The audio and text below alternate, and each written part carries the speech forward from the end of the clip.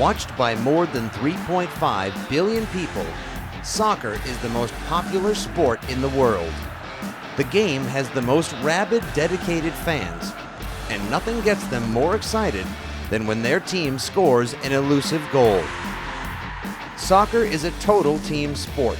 Scoring takes a collaborative effort, precise timing, and athletic prowess.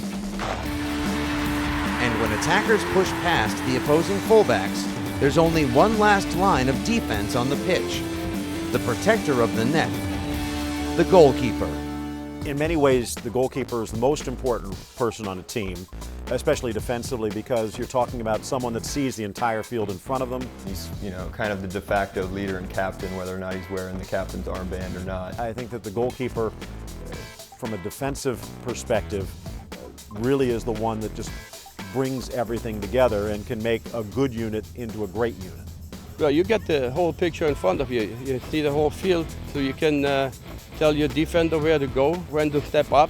One of the keeper's most important jobs is to position his defense on set plays. You'll see goalkeepers sometimes standing on the post trying to line up the wall and make sure that the last guy or the second to last guy is helping to cover that angle.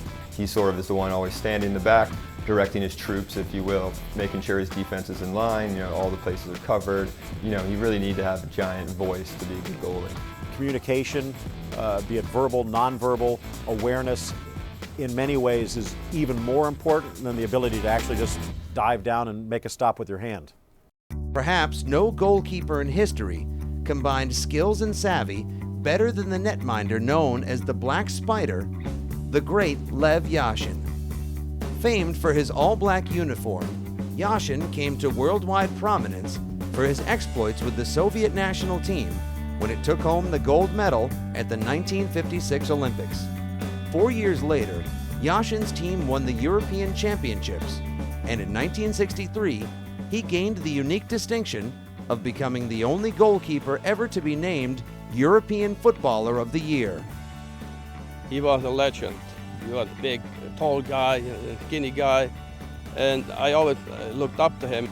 Lev Yashin, in many ways, is still viewed to be the best goalkeeper of all time. It was just the ability to read the game, play the angles, and the quick reactions that separated him. Yashin pioneered the position as a field general, but the game sometimes comes down to simple confrontations when the goalie is out on an island and it's one-on-one. That's the keeper's toughest challenge and one of the most exciting plays in all of soccer: a breakaway. When a breakaway happens in soccer, it's definitely an interesting thing because it really is one-on-one. How the goalie deals with that is going to be very important. Does he come off his line? Does he come out beyond his 18-yard box even? You have to come out as quick as possible. The closer you get to the shooter, the smaller the target for them. But at no point during a soccer match does a goalie face more pressure than during penalty kicks. Definitely do a lot of research on players' tendencies, whether it's just keeping a notebook of who they're playing that day and what those strikers are going to do, and they know pretty much before the game starts. When I used to play, I always used to make notes, where players were shooting, and right-footed player, I used to go to my right, and left, I used to go to my left. 99% of the time, goalies do just take a guess. You have to cheat a little bit, otherwise you have no chance. I pick a side, yes. If a goalie plays poorly throughout the entire game and it ends up still going to penalty kicks, he can definitely sort of save his reputation by stopping a few PKs. And single-handedly, not too many team sports come down to that, one man who basically controls the outcome of the game if he can stop that ball.